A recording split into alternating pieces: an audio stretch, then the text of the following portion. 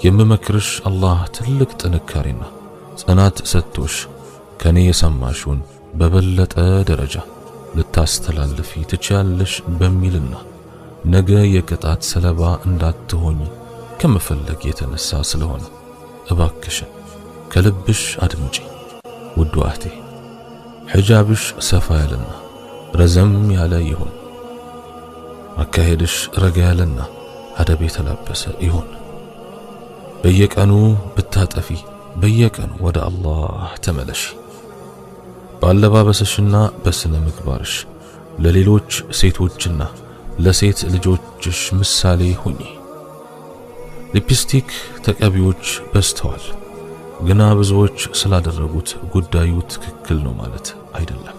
ጸጉርም ያስተክሉም፣ የተወጣጠረ ልብስ የሚለብሱ፣ አጫጭር ልብስ ሰውነትንም ገላልጦ የሚያሳይ የፈለገ ያህል ሙሉ የለበሱ ቢመስሉ ቅርጽን የውስጥ ሰውነትን የሚያሳይ የሆነ አለባበስ የለበሱ ብዙ አሉ። ነገር ግን ብዛታቸው ለጉዳዩ ትክክለኛነት አያሰጠው። አዝማሚያው ያላማረሽን ቅርርብ ባጭር ቁረጭ። ስትቀመጪ ሰብሰብ ሰተር ብለሽ ተቀመጪ። ያልተፈቀደልሽን ባዕድ ወንድም ሆነ ሊያገባሽ የሚፈቀድለትን የቅርብ ዘመድ አትጨብጪ። ከላይ አላህን ሳይታዘዙ ውስጤ ንጹህ ነው አላህን እፈራለሁ ማለት ቅጥፈት ነው።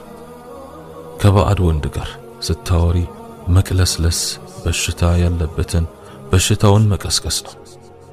መስመር እየሳቱ የሚመስሉ የስልክ ወሬዎችንና ቻቶችን ቁረጪ። በማይረባ ነገርና ማህበራዊ ሚዲያ ላይ ውድ ጊዜሽን አታጥፊ። ሙዚቃ የተቆጣጠረውን ልብ ቁርአን ለቆት ይወጣል።